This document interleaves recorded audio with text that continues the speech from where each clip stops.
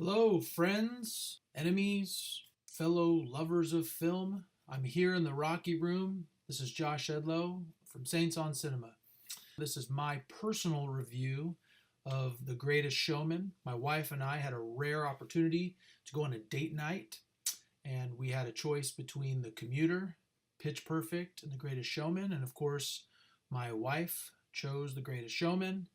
And I would say that she is smarter than I because I believe this may now have been entered in to my brain as my favorite musical of all time. So, with that, let's get into the review. So, here at Saints on Cinema, we have 5 categories for which we use to base our review. First, the characters. Second, we have special effects. Third, we have cinematography. Fourth, we have the score. And fifth, we have the story. Each category gets 2 points for a total of 10. I will probably be using decimals. So those are our categories. Let's just dive right into it. The first thing, the characters. I thought everybody in this movie was cast very well, and I was very impressed particularly with Hugh Jackman, who played P.T. Barnum in the movie. For those of you who may not even know what The Greatest Showman is about, this is a movie that centers around P.T. Barnum and his creation of the American circus, which now we know as Ringling Brothers Barnum and Bailey, which is now defunct. But this talks about how his kind of rise from poverty into creating what is an American pastime. And Hugh Jackman plays P.T. Barnum, and I thought, like I said, fabulous job. I was very impressed. It's really amazing that he could go from doing something like Wolverine and just be such a tough guy in that, or in Real Steel and playing kind of that down on your luck Rocky-esque character, and then turn around and be in a musical like this and just do a fantastic job. With him also you have Zac Efron, who plays Philip Carlyle, who is, I guess, P.T. Barnum's business partner, minority partner in the Barnum Museum, and helps him out with all the various different adventures that he gets into. Also, you have Michelle Williams, who plays Charity Barnum, P.T. Barnum's wife, love of his life, who's known since he was a kid. We have Zendaya, who plays Ann Wheeler, who's an African-American trapeze artist.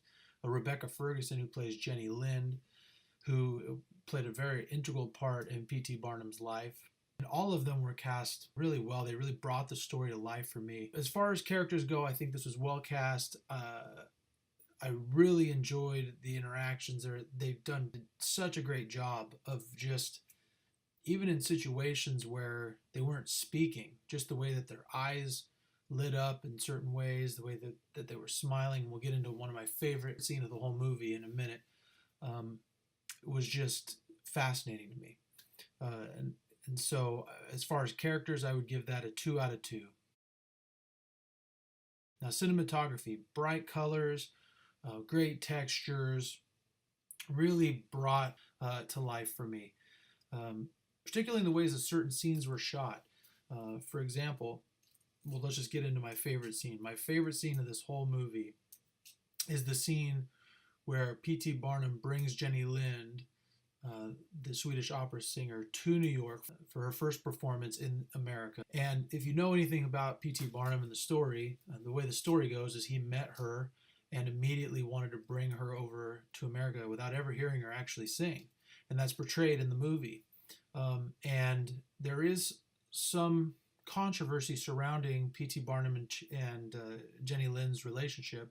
Back in the 1800s, there were rumors that they were actually having an affair, and never substantiated.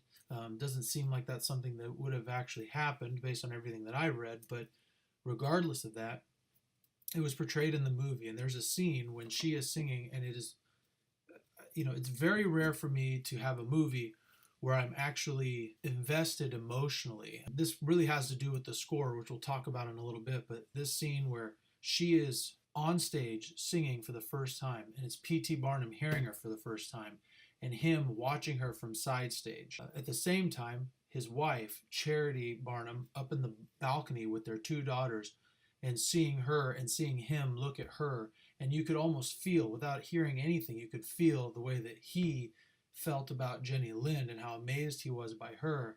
You could feel how Jenny Lind was so emotional in singing the song and also starting to kind of fall a little bit for P.T. Barnum. And meanwhile, Charity's on the balcony watching this happen, and you could see in her eyes the emotion that she's seeing as well. The way that they shot it was just perfect. Also, the way that they shot some of the scenes between Ann Wheeler and Philip Carlisle and seeing their relationship. Part of the story in this is a love interest between Philip Carlisle, a white man who comes from wealth, and Ann Wheeler, who's a poor African American woman who's a trapeze artist. And in the 1800s, that was frowned upon. And the way that they shot the song that they share together was also really amazing. So with special effects, I feel like special effects and cinematography kind of go together in this movie, because a lot of the shots that I found to be the most beautiful were the ones that were probably done on a green screen, particularly during the song If I Could Fly, and then also just the first time that Philip Carlisle really sees her on the trapeze, and the beauty and the grace in which she flies through the air is, again, I saw nothing wrong with it at all. And one thing, I'm not really nitpicky about this stuff, so for me, I wasn't really paying strong attention to it. I didn't see anything that to me that seemed out of place or didn't look real. So again, I would give it a 2 out of 2. Okay, so now let's get to the biggest part of this, the score. This is a movie that has a score where I could absolutely see you leaving the theater and immediately turning on your, your Greatest Showman Pandora station. I mean, and you could listen to it over and over and never get tired of it.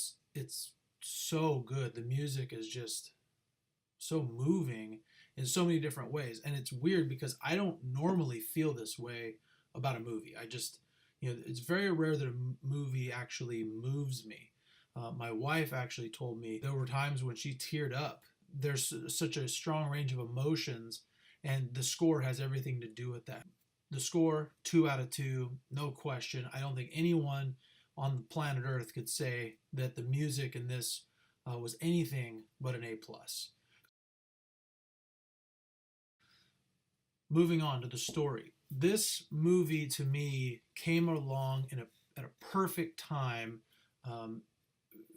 in the political realm of what we're dealing with in America. We have a lot of people here in America who are feeling down. People are feeling like there's no hope.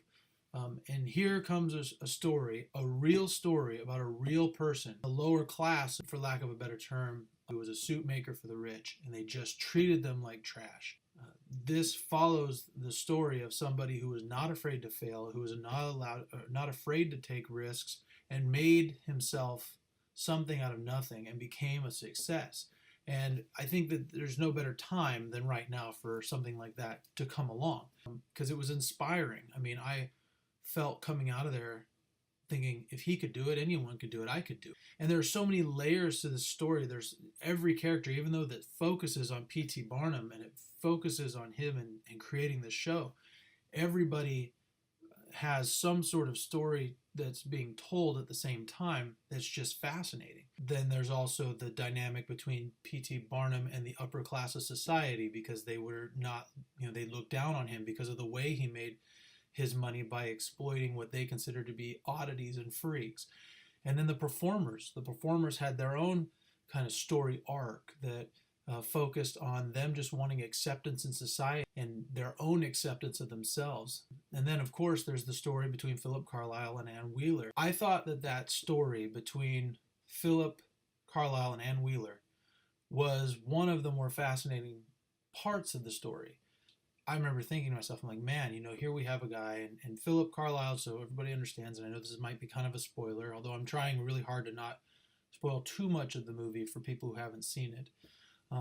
It is based on historical events, so if you know anything about P.T. Barnum, you kind of know the story anyway. Philip Carlisle is a character who is in the upper class of New York and had put on some plays and came from wealth, and he kind of gave up the wealth to join P.T. Barnum in his ventures in the Barnum Museum and the Barnum Circus. He falling in love with Ann Wheeler was a fascinating part of it, because I thought to myself, man, and here we have somebody who's basically giving up everything to join the circus, and then at the same time he's fallen in love with an African American woman right at the time when they're still trying to work out slavery. The whole story between them is all about the way that other people are looking at them. And I thought, wow, what strength for these two characters. And then I was really kind of bummed out when I got in the car, and my wife and I are driving home, and I said, I'd never heard of Philip Carlyle before. And she looked him up and said, he wasn't real. And I was like, I really hate when they do that. I hate when Hollywood and directors kind of put in controversial issues into a movie just for the sake of having a controversial issue in the movie.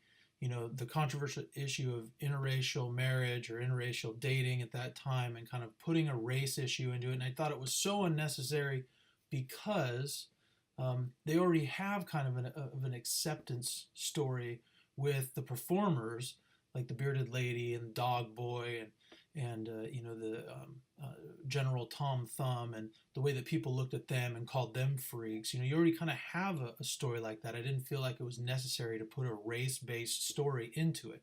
But then I recalled hearing, and I looked it up and confirmed it, that there was race controversy in P.T. Barnum's life. Initially, his first venture into kind of parading the abnormal out in museums and such was a woman, an African American woman, who he actually leased, kind of like slavery almost, leased her and billed her as a 160-year-old woman who used to be the nanny to George Washington, and basically worked her 10 to 12 hours a day to make some money off of her. And then when she passed away, and the interesting thing about that is later on in life, he served in the Connecticut legislature, and I find that he later lamented and was regretful for the way that he had treated her.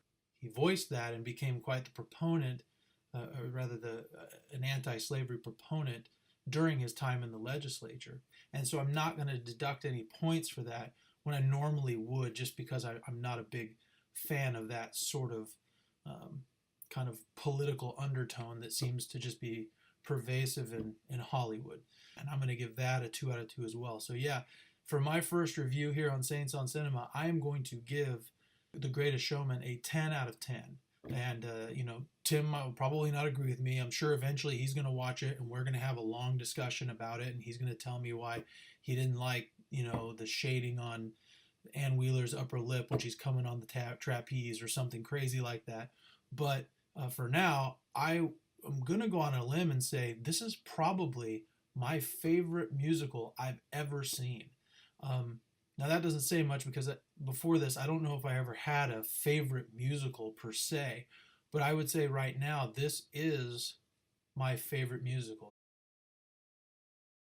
Now, the other thing I would say is part of my recommendation is that if you are going to see this and you have the ability, you should go and see it in the theater with the surround sound and with the large screen. I think this is a movie that warrants actually going and spending the money to see it on the big screen and really enjoy it the way it was meant to be enjoyed. That's my review. I hope you enjoy it. I hope you go and see it. I'd be interested in hearing what you thought of the movie. If you agree, if you disagree, go ahead and comment on the video.